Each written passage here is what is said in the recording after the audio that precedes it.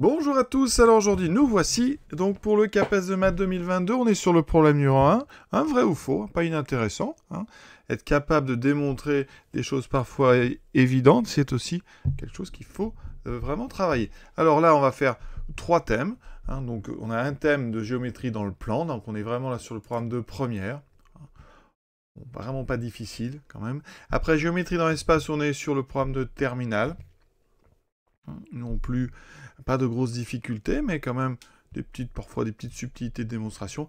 Et ensuite, là, on est sur le post-bac avec les matrices. Donc, exercice intéressant, mais pour ceux vraiment qui connaissent bien les notions de matrices semblables, de valeurs propres, de sous-espaces propres. Voilà. Donc ça, c'est à réserver pour ceux qui ont déjà traité ce chapitre. Pour les deux premières, évidemment, un lycéen bien entraîné est capable de le faire. Donc, on est parti. Première information, un petit peu déroutante parce qu'elle est vraiment difficile à justifier tellement c'est évident. Alors on vous dit, dans le plan, dans un plan muni d'un repère cartésien, 2x égale 3 l'équation d'une droite. Alors évidemment que c'est l'équation d'une droite. Alors comment justifier ça? Alors ce qu'on peut peut-être dire, c'est rappeler que l'ensemble des points de coordonnées x, y tel que ax plus by plus c égale 0, ce qui s'appelle une équation cartésienne, avec le couple AB qui est non nul, donc A et B ne peuvent pas faire 0 en même temps, et bien ça, c'est une droite ici. On a donc 2x égale 3, qui correspond donc à 2x, donc plus 0y moins 3 égale 0. Donc on a a égale 2, b égale 0, c égale moins 3. Donc effectivement, il s'agit bien de l'équation d'une droite. Vous auriez pu aussi dire indirectement, c'est l'équation d'une verticale, c'est-à-dire une droite parallèle à l'axe donc des ordonnées, puisqu'on a x égale constante, x égale 3 demi, d'accord? Ça, c'est une équation réduite de ce qu'on appelle une verticale, donc d'une parallèle à l'axe des ordonnées, voilà. Alors, on peut aussi procéder autrement, on va dire donc soit D, la droite, alors on la connaît en fait la droite qu'on veut là, ici c'est la droite donc, passant par, alors on va donner un point, donc on prend un point A, donc il faut que x soit égal à 3 demi, donc je prends 3 demi par exemple 0, et deux vecteurs directeurs, donc ici on va prendre un vecteur directeur d'une verticale, donc 0, 1. Un point M de coordonnées x, y appartient à cette droite D, ça équivaut à quoi? Eh bien au fait que le vecteur AM et U sont collinéaires. D'accord? Donc, on va créer les coordonnées. Je vais mettre un petit peu de place là, à côté de M. Donc, coordonnées de M, c'est donc x moins 3 demi et y moins 0. Et le vecteur U, c'est donc 0, 1. J'utilise donc le déterminant. Donc, x moins 3 demi moins 0 fois donc y va donc être égal à 0. Conclusion, on trouve x égale 3 demi. Et donc on trouve produit en croix 2x égale 3. Donc vous voyez que l'ensemble des points tels que 2x égale 3, eh bien ce sont tous les points de la droite que j'ai définis comme étant la droite D. Donc voilà une démonstration aussi qui peut convenir. Question 9. On a les coordonnées de 4 points, on est dans un plan euclidien muni d'un repère orthogonal, donc on peut faire des produits scalaires sans problème qui nous permettront d'obtenir des perpendicularités, des orthogonalités. Donc ici, eh bien, il s'agit de regarder les vecteurs AB et CD. Donc vecteur AB, très simple. Alors là vraiment, on fait coordonnée de B moins celle de A, donc on a moins 2, 1. On va faire le produit scalaire avec CD, donc coordonnée de D moins celle de C, 4 moins 1, 3, 5 moins 1, 6. Ça me fait donc moins 6 plus 6 égale 0. Donc effectivement, AB et CD sont orthogonaux, non nuls. D'accord, on va être précis. Donc, ça veut dire que les droites AB et droite CD sont, on est dans le plan, orthogonales dans le plan, c'est donc perpendiculaires, sont perpendiculaires. Voilà. Donc je reprécise que j'ai fait le produit scalaire classique, xx' plus y parce que on est dans le plan donc euclidien, d'accord, donc muni du produit scalaire que vous connaissez. Dixième affirmation, donc on est toujours dans le plan euclidien, on considère ABC un triangle rectangle en A, donc on a AB qui vaut 3, AC qui vaut 4. Petit dessin, comme ça on ne se trompera pas pour l'angle droit étant A. Donc on a AB et on a AC. Donc, ça veut dire qu'on va pouvoir calculer BC. D'accord? Et on vous donne donc un autre point, le point D, tel que le vecteur AD c'est 1 demi de AC plus une fois le vecteur AB. Et on demande de calculer le produit scalaire ADAC. Et de voir est-ce qu'il fait 20 ou pas. Alors là, eh bien, on va tout de suite le calculer, ce produit scalaire ADAC. On va regarder ce que ça donne. Donc on utilise le texte 1 demi de AC plus AB. Scalaire donc AC. On utilise donc les propriétés du produit scalaire. Distributivité, donc ici 1 demi de AC scalaire AC plus AB scalaire AC. Ça nous donne, alors ici 1 demi de AC, linéarité du produit scalaire, je sors le 1 demi, ça me fait AC scalaire AC plus AB scalaire AC. Alors on regarde, qu'est-ce qu'on peut dire? Alors ici on a AC scalaire AC, donc un produit scalaire vecteur par lui-même, c'est donc ici AC carré, la longueur AC au carré. Ensuite, AB scalaire AC, c'est un triangle rectangle, donc AB scalaire AC est égal à 0, d'accord? Car on a donc un triangle rectangle en A. Conclusion, ça fait 1 demi de AC carré, ça fait 0. Or, AC vaut 4, 1 demi, donc fois 4 au carré fois 16, ça me donne 8. On me proposait 20, donc l'affirmation ici est évidemment fausse. Donc on va mettre faux parce que pour l'instant j'ai mis vrai au singulier. Donc vrai, vrai, faux. Partie de géométrie dans le plan, vraiment très très simple. Étonnamment simple même. Maintenant, on passe à la géométrie dans l'espace. Donc, on se place dans l'espace muni d'un repère cartésien. Donc, toujours, donc ici, on a x, y, z. Alors, le repère n'est pas forcément, vous voyez, ici, cartésien, il n'est pas forcément orthogonal ni orthonormal. Hein. C'est donc, on a juste 3 axes x, avec x, y et z comme coordonnées. Voilà, donc on a si deux droites, D et D' sont pas à la même plan P, alors D est pareil à D'. Alors ça, hein, c'est tout à fait faux. Exemple simple. Bien, il va suffire donc de prendre un plan, on va faire un petit dessin, un plan, vraiment pour être simple, pour les deux droites du plan. Une droite D, une deuxième droite D', non pareille à D, donc ici, qu'est-ce qu'on a? D et D' sont dans P, donc elles sont forcément pareilles à P, et elles ne sont pas parallèles. Donc ici, eh bien, on prend donc soit P, donc un plan, et D non parallèles de ce plan.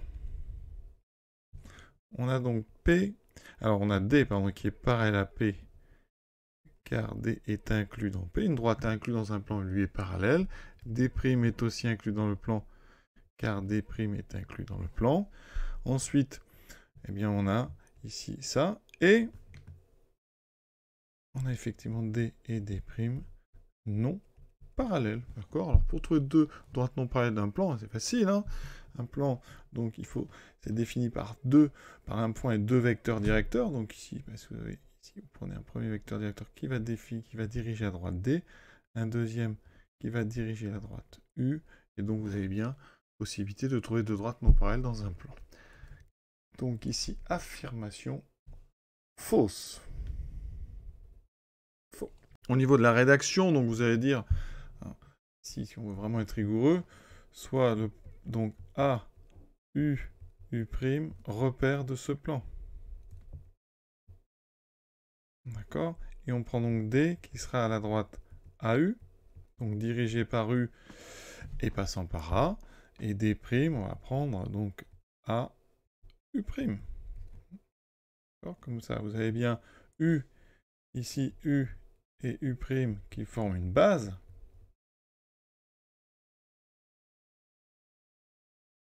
Donc, ils sont non collinaires, d'accord?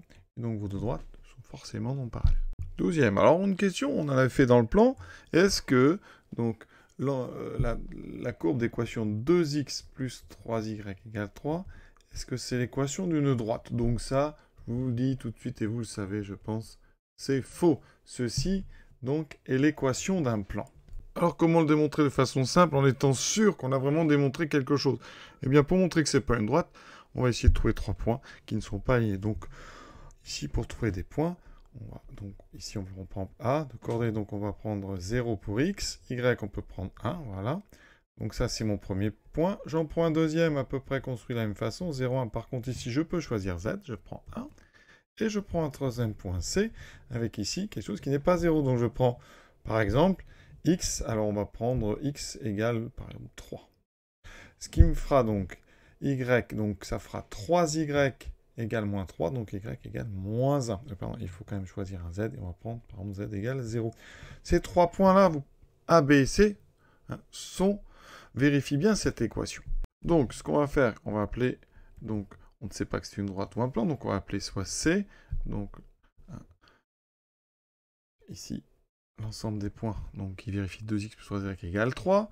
On peut vérifier facilement que A appartient à C. Alors si vous voulez expliquer pourquoi, car 2xa plus 3yk égale 3, vous pouvez vérifier, ça fait 2 fois donc 0, 0, plus 3 fois 1, donc 3 est bien égal à 3. Ensuite, de la même façon, B appartient à C, car donc 2xb plus 3yb est bien égal à 3, vous le vérifiez. Ici, ça marchera bien, ça fera 0 plus 3 égale 3. Et le point C appartient bien à C, car 2xc plus 3yc égale à 3. On a bien donc 2 fois 3, 6 moins 3 égale à 3. Or, le vecteur AB, ici, ça fait donc 0, 0, ici, 1. Le vecteur AC a pour coordonnées donc 3, moins 2, 0. On voit bien que AB et AC sont non collinaires. Leurs coordonnées ne sont pas proportionnelles, évidemment. Donc, ça signifie que A, B et C sont non alignés. Ça veut dire que, donc, notre ensemble C contient 3 points non alignés. Contient 3 points non alignés. Donc, il ne peut s'agir d'une droite. Donc, C n'est pas une droite. Alors, vous le savez, c'est un plan. Et là, on vient juste de répondre à la question. Ça n'est pas l'équation d'une droite. Donc, 13e. Alors, il y a 3 affirmations. Donc, on définit une droite delta comme étant définie par un système. Donc, ici, ça veut dire qu'on la définit comme intersection de 2 plans. Et on vous donne donc une équation cartésienne de chacun des 2 plans. Voilà. Et il y a 3 affirmations. Première affirmation, cette droite delta, elle contient le point A de coordonnées 1, 0, 1. Donc comment on fait? On va remplacer. Donc ici, on va vérifier. Donc est-ce que 1, 0, 1 vérifie nos deux équations? Donc on fait 1 plus... Alors 2 fois 0, 0 plus 1 égale à 2. C'est bon. Ensuite, on vérifie la deuxième. 1 plus 0 moins 1 est égal à 0. Donc effectivement, A de coordonnées 1, 0, 1 vérifie donc les deux équations qui caractérisent delta. Donc A appartient à delta. L'affirmation donc 13A est vraie. Ensuite B, donc cette droite delta pour comme vecteur directeur le vecteur U de coordonnées 1, 2. Alors il y a plusieurs façons de faire ça. On peut essayer d'aller chercher justement un vecteur directeur. Donc il faudrait trouver un deuxième point de la droite. Donc ici cherchons un deuxième point de delta. Alors ici donc on choisit, on fixe donc x égale à 0. Donc ensuite, on va avoir à résoudre 2y plus z égale 2, y moins z égale 0. Alors on résout ça tranquillement par substitution. Y égale z. Donc ici, là-haut, j'ai 3z égale 2. J'obtiens donc le point. Alors j'obtiens z égale 2 tiers, y égale 2 tiers. Donc le point B de coordonnées 0, 2 tiers appartient aussi à delta. Donc ça veut dire que le vecteur AB est donc directeur de cette droite delta. Alors AB, donc je calcule, les coordonnées de A sont là, celles de B sont là, donc 0 moins 1, 0, donc ici, alors ça fait 2 tiers moins 1 tiers. Voilà, AB est directeur de delta. Donc il faut trouver, est-ce que AB et U, on nous donne, sont collinaires. Si U est directeur de delta, alors U et AB sont obligatoirement collinaires. Mais si vous regardez AB, c'est moins 1, 2 tiers, moins 2 tiers, alors que U, ici, il n'y a que des coordonnées positives. Donc ici, on voit bien que AB et U ne sont pas collinaire. Vous pouvez le prouver en faisant un petit produit en croix ici, celui du haut, parce que moins 1 fois 2, ça fait moins 2. Moins 2 tiers est différent de 0, donc coordonnées non proportionnelles, donc vecteur non collinaire, donc ça veut dire que U ne peut pas être directeur de delta, parce que tous les vecteurs directeurs d'une même droite sont tous collinaires entre eux. Pour ceux qui auront eu l'idée d'utiliser les vecteurs normaux, ici on ne peut pas, parce qu'on est dans un espace muni d'un repère cartésien, il n'est pas euclidien, donc a priori, mais pas un repère orthonormal, on ne peut pas utiliser donc le produit scalaire pour démontrer de l'orthogonalité, donc démonstration à éviter. On va se contenter de faire de la collinéarité, ça marche dans tous les repères cartésiens. Alors, est-ce que cette droite est contenue dans le plan P d'équation de 3x plus 4y moins z égale 2 ? Alors, on va d'abord vérifier. Alors, le point A, déjà, on a un point 1, 0, 1.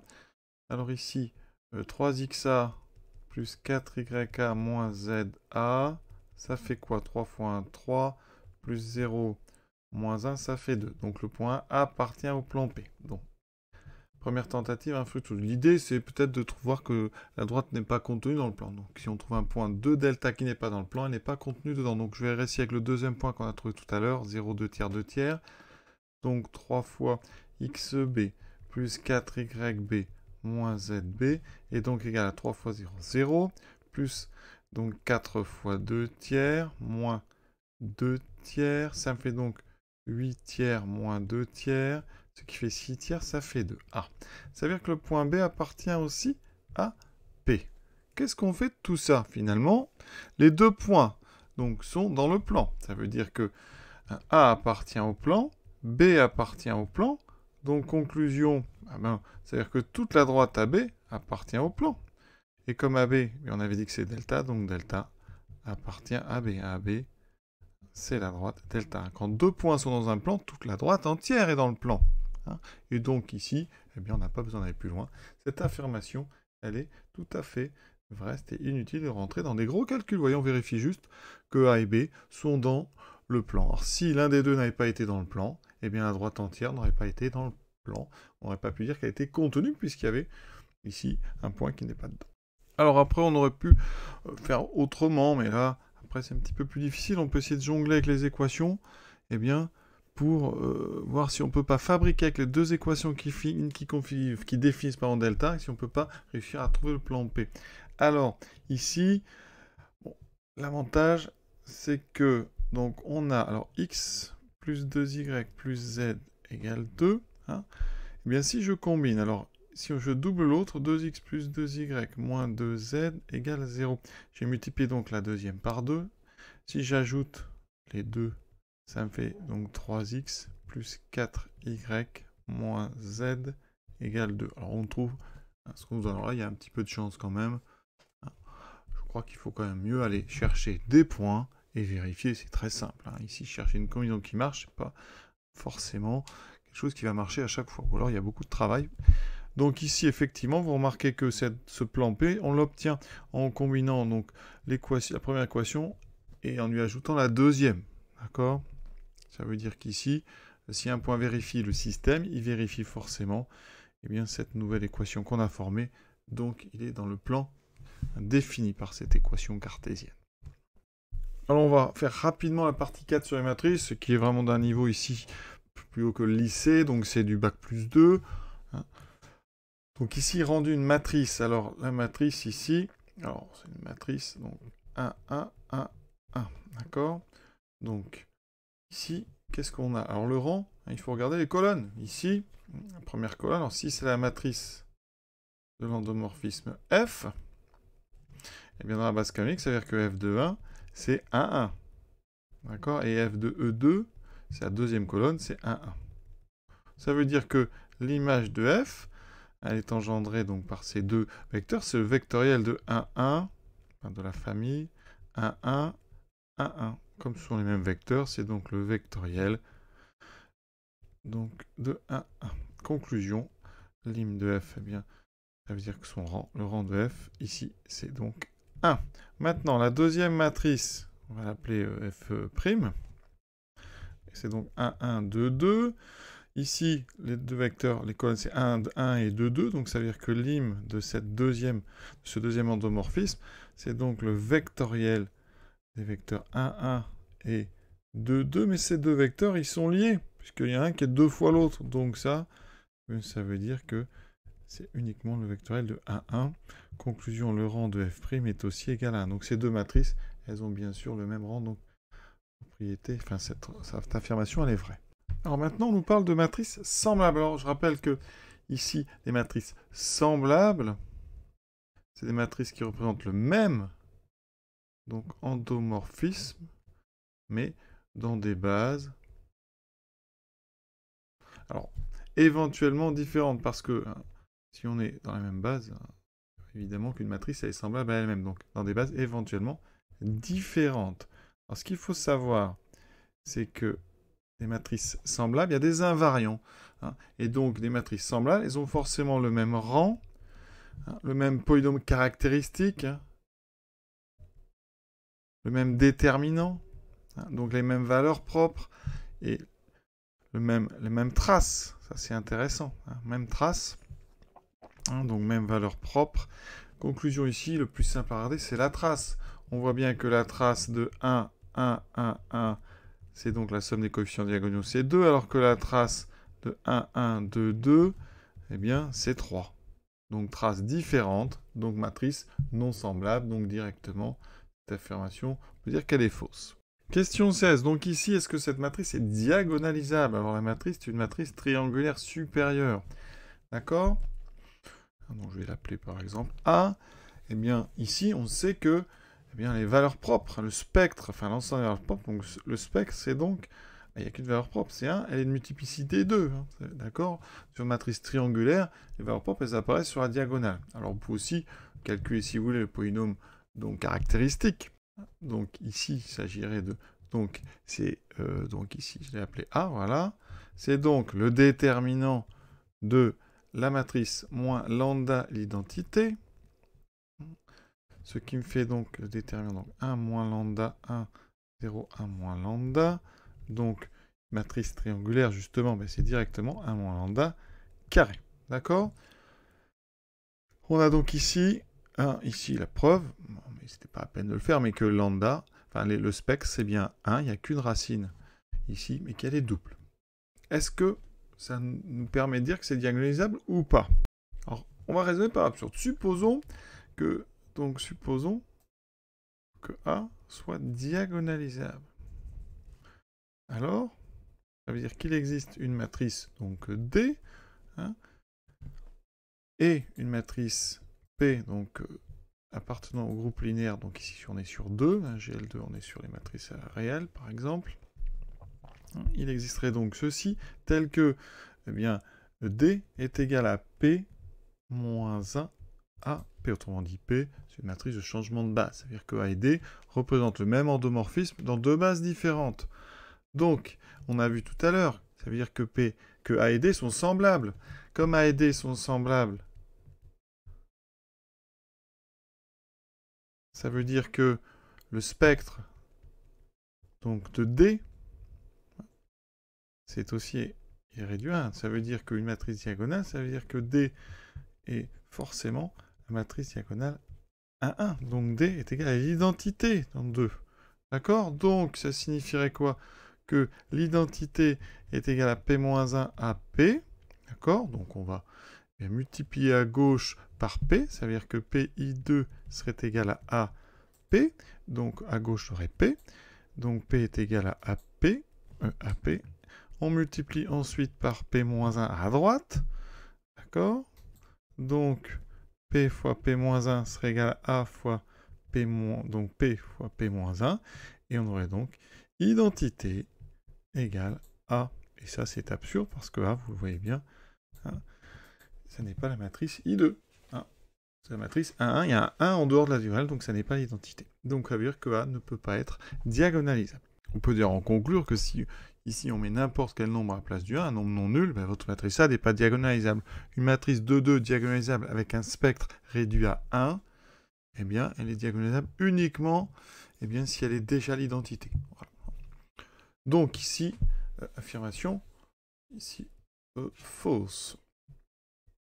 Alors après, on peut aussi regarder le sous-espace propre associé à la valeur 1. Ça veut dire qu'ici, on va regarder quand est-ce que AX est égal à X. On va regarder, donc ça veut dire qu'ici on aurait 1, 1, 0, 1 fois, on va mettre XY qui doit être égal à XY. Voilà. Une matrice diagonalisable, les sous-espaces propres ont la même dimension que la multiplicité. Ici, j'ai un spectre ici avec 1, de multiplicité 2. Donc là, le sous-espace propre associé à la valeur 1 doit être de dimension 2. Donc ici, je regarde à gauche, ça me fait x plus y, à droite y, et ça doit faire x, y. On regarde, ça me fait un système, donc x plus y égale y égale y. Donc, y égale y, je n'ai pas besoin de le mettre. Ici, il me reste donc y égale 0. D'accord? Donc, conclusion, ça veut dire que eh bien, x s'écrit donc ici 1, 0 sur y et avec un x. Donc, ça veut dire que la dimension, hein, ça veut dire qu'ici, donc, le sous-espace propre, donc on va l'appeler E1, c'est donc le vectoriel donc, du nombre ici 1, 0. Donc, ça veut dire que la dimension est 1, avec une valeur propre 1 qui est de multiplicité 2, donc on a un problème. Cette matrice n'est pas diagonalisable. Deuxième donc, question un peu similaire, est-ce que cette matrice est diagonalisable? Alors là, c'est différent parce que c'est toujours une triangulaire supérieure, et le spectre, donc ici tout à l'heure, elle était réduite au nombre 1, ici, donc si on regarde le spectre de le spectre est donc constitué des termes diagonaux, donc 1, 2. Donc ça veut dire qu'ici, eh bien on a deux valeurs propres distinctes dans un espace de dimension 2. Donc ça veut dire forcément que les sous-espaces propres associés à 1 et 2 sont de dimension 1. Donc notre matrice, elle est diagonalisable. Donc ici, vous pouvez tout de suite répondre B est diagonalisable. Donc cette affirmation 17, elle est vraie. Alors comment le rédiger au mieux? Alors, pour éviter les longs discours ici, on va passer encore par le polynôme. Là, on va passer par le polynôme caractéristique. Donc IB de lambda, c'est donc le déterminant de B moins lambda identité donc de 2. Ça veut dire qu'ici, j'obtiens donc un déterminant à calculer, c'est donc 1 moins lambda, 1, 0, 2 moins lambda. La matrice est en diagonale supérieure, j'ai donc le produit 1 moins lambda, 2 moins lambda. Oui. Ce qu'on peut remarquer, c'est qu'ici, ce polynôme, il est scindé donc avec des racines simples, c'est-à-dire toutes de multiplicité 1. Donc ça, on sait que c'est caractéristique d'une matrice ici diagonalisable. Donc la matrice B, pardon, est diagonalisable. Si vous trouvez un polynôme qui annule donc B, eh bien, ça veut dire que si ce polynôme est scindé à racine simple, votre matrice est diagonalisable. Alors ici, quand on a le polynôme caractéristique, ça veut dire que si vous calculez identité, donc I2 moins B multiplié par 2 fois l'identité moins B, et bien vous allez trouver la matrice nulle, d'accord? Et donc on a bien ici devant nous un polynôme annulateur qui est donc scindé à racine simple, donc la matrice est diagonalisable. Et on peut aussi dire que, donc puisqu'on a deux valeurs propres différentes, espace de dimension 2, ça veut dire qu'ici, R2 est la somme directe du quart de B moins I2, donc le sous-espace propre associé à la valeur propre 1, et quart de B moins 2I2, donc le sous-espace propre associé à la valeur propre 2, d'accord? Et donc, on a terminé avec cette partie 4 sur les matrices, vraiment, là on est sur le post-bac, assez intéressant d'ailleurs. Voilà, on va s'arrêter là pour l'instant. Dans la troisième partie de ce vrai ou faux, donc du CAPES de maths 2022, il nous reste un peu sur les suites, un peu de proba et un peu d'arithmétique. Voilà, à très bientôt.